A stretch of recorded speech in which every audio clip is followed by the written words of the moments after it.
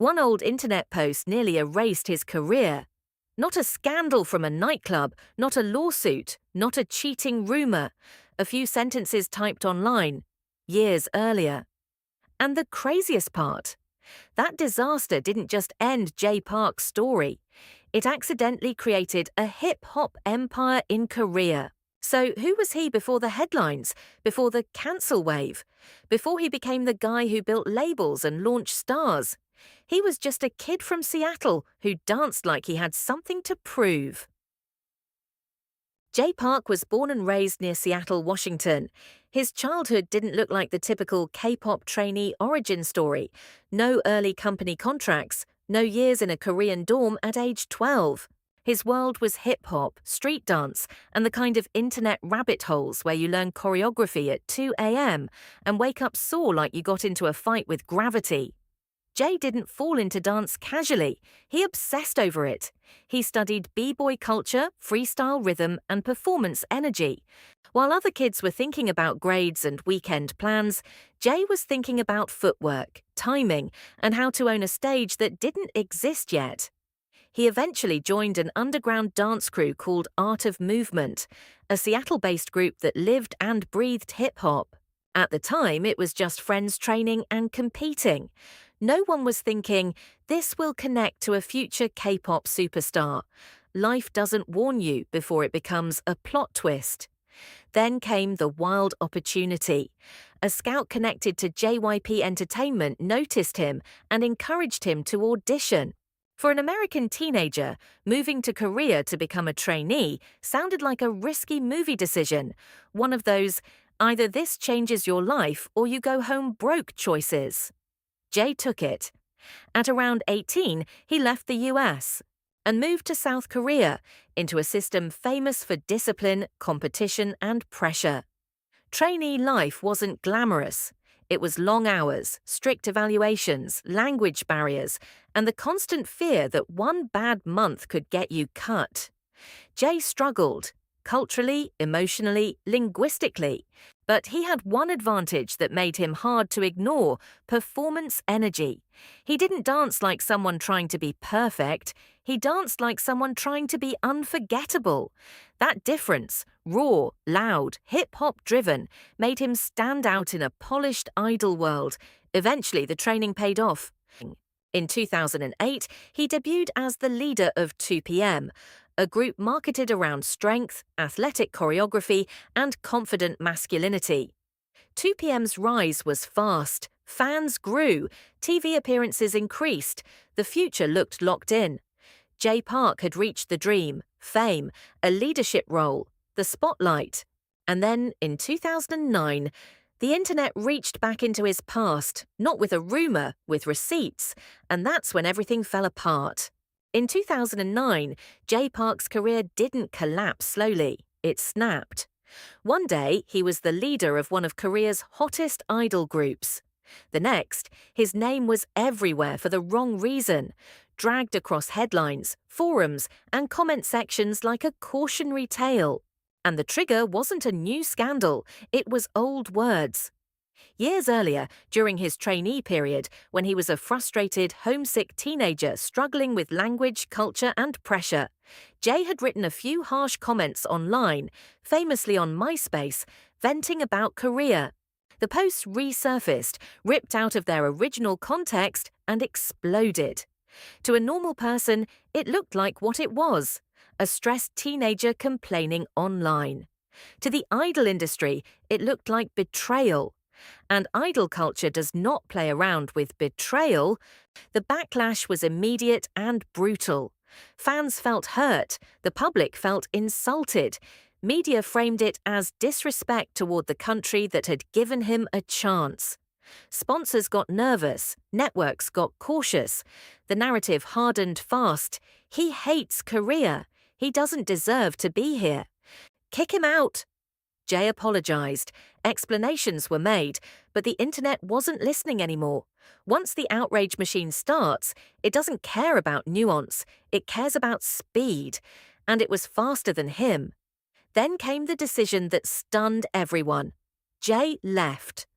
He stepped down as leader, departed the group, and flew back to the United States. Overnight, 2PM continued without him, and Jay Park, who had just reached the peak of idol success, was suddenly outside the system. Now here's the part people forget. Leaving an idol group in that era wasn't a break. It was often a career death sentence. K-pop wasn't built for redemption arcs. It was built for replacement. The machine keeps moving. And yet, Jay didn't disappear quietly. Back in Seattle, he returned to what existed before K-pop: dance, hip-hop, authenticity. But he also returned to something else: loneliness. Because when your entire identity becomes leader of 2PM, losing that role isn't just losing a job, it's losing your name, and the public wasn't done. The criticism followed him overseas. The story stayed online. People debated whether he deserved a second chance. Some called him ungrateful. Others argued he was young and misunderstood. Then another twist hit: the contract termination finality. It became clear this wasn't a temporary break. Jay's relationship with the company and the group was ending. The idea of him returning as an idol leader faded. For most people, that would be the end of the story. But Jay Park had a personality type that makes endings dangerous. He's not built to accept finished, he's built to restart. And the way he restarted was almost poetic. He went back to the internet, the same place that helped destroy his public image. Only this time, he used it differently. Instead of posting words, he posted proof. Jay began uploading dance videos to YouTube. Simple setup, no big production, just movement, rhythm, and something that felt real. The videos spread fast. People who had never cared about his scandals started noticing his talent. People who had written him off started reconsidering. Because here's the brutal truth about entertainment: talent can't erase controversy, but it can survive it. The momentum grew. Fans rallied. Support returned, especially from international audiences who saw the situation with more distance and context. And in Korea, something surprising started to happen. The hate cooled. The curiosity returned. Not everyone forgave him, but enough people were paying attention again to make one question unavoidable. What if Jay Park came back, not as an idol, but as himself? That question would become the doorway to his real transformation. Because his comeback wasn't going to be a simple return to the stage. It was going to be a reinvention. And once Jay Park reinvented himself, he didn't just return to the industry, he started reshaping it. The internet that once set Jay Park on fire now became the place that rebuilt him. After leaving Korea, he didn't have a company protecting his image, no PR shield, no carefully scripted comeback plan. He was just a Korean-American guy in Seattle with a camera, a beat, and a career that looked finished. So he did the only thing that made sense for someone like him. He moved. Jay uploaded dance videos to YouTube, clean, sharp, undeniable. Not the polished idol choreography vibe. This was hip-hop first, performance first, the kind of dancing that says, "I'm not asking for approval, I'm proving I belong." People clicked out of curiosity, then they stayed. The videos spread. Fans who missed him shared them. New viewers discovered him without the scandal baggage. Suddenly, the narrative started to crack, because it's hard to treat someone like a villain when they're clearly talented and clearly human. Around that time, something big happened. His old dance crew, Art of Movement, was gaining attention too. The same friends he trained with before Korea were now part of his comeback identity.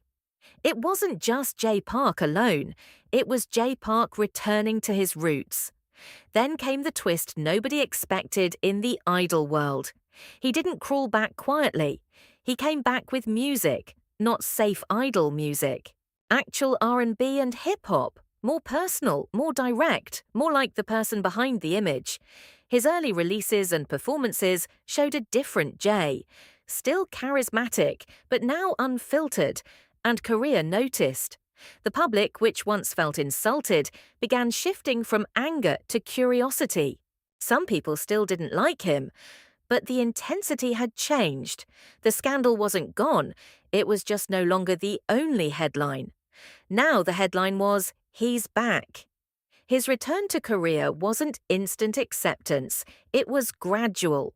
He had to rebuild trust, prove maturity, and show he wasn't the same frustrated teenager who wrote those posts. He started appearing on shows again, he performed, he released more music. And slowly, he transformed his image from idol leader who messed up into artist who survived. Then came the moment that truly rebooted his career, his solo breakthrough. He wasn't just a former idol anymore, he was charting. He was performing with confidence that felt earned, not packaged. He leaned into what made him different: bilingual identity, Western hip-hop influence, dance-first stage presence, and a voice that fit R&B as naturally as breathing. And here's the funny part: once you're no longer inside the idol machine, you're allowed to be imperfect. Jay used that freedom well. He became known for being blunt, honest, sometimes chaotic in interviews. Not in a scandal way, more like, this man will say exactly what he thinks and then smile like he didn't just cause 3 headlines. Fans loved it. It felt real. But the biggest transformation wasn't just artistic. It was strategic, because while most former idols try to stay relevant by clinging to fame, Jay Park did something far riskier. He started building infrastructure. Instead of only thinking like an artist, he began thinking like a boss. And that mindset would lead to the creation of something Korea's hip-hop scene desperately needed at the time. A label that could compete with the idol system without becoming it. That label would change everything. And once Jay Park stepped into that role, he stopped being the guy who left 2 p.m.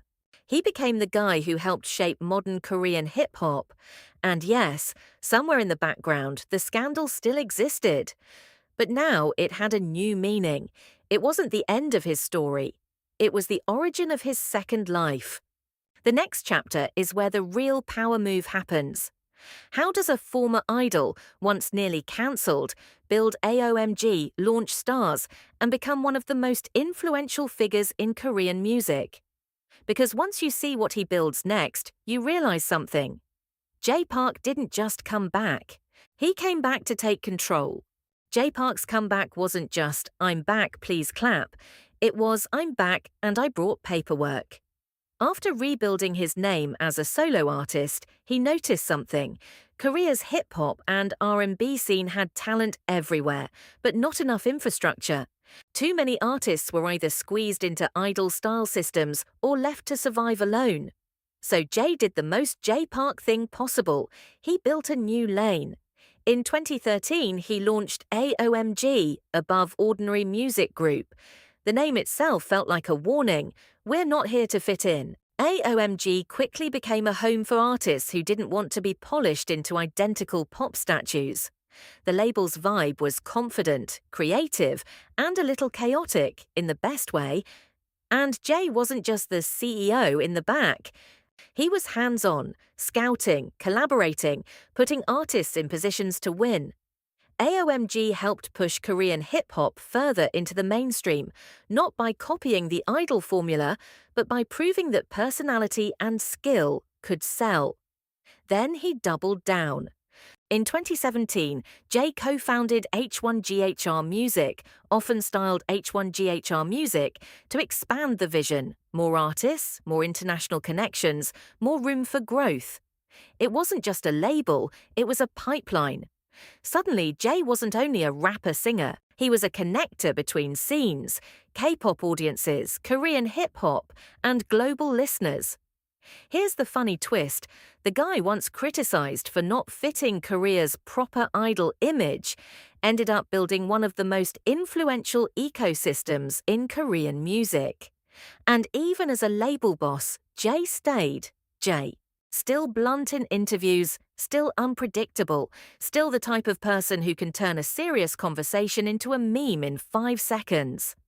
But behind the jokes was something real. He wasn't trying to be accepted by the system anymore. He was building an alternative to it. If you zoom out, Jay Park's story has one repeating pattern. When a door closes, he doesn't knock again. He builds a new door. The scandal that forced him out of 2PM could have been the end. In the idol world, it usually is. But Jay turned the fallout into fuel. And in doing so, he created one of the most dramatic second acts in Korean entertainment. His legacy isn't just in the songs, it's in the shift. He helped normalize the idea that an artist can survive leaving a top idol group and still become bigger. He helped push Korean hip-hop and R&B into wider spaces without sanding down their edges. And he proved you can be unpackaged and still be successful, sometimes even more successful. Over time, he also showed another kind of growth, stepping back. Jay eventually reduced or ended his CEO roles, depending on the label and timing, and focused more on music, mentorship, and new directions. Because building something doesn't always mean holding the steering wheel forever. Sometimes it means proving the car works, then letting other people drive it faster, and that's the final irony. The same internet that once tried to cancel him became the place that watched him evolve into a builder, not just a performer. So when people ask, what's Jay Park's real story? It's not idol who messed up. It's artist who refused to be defined by one moment. Because the scandal didn't erase him, it forced him to become something harder to destroy, an independent force. And whether you love him, criticize him, or argue about him in comment sections at 3 a.m., one thing is undeniable: Jay Park didn't just make a comeback, he made a blueprint.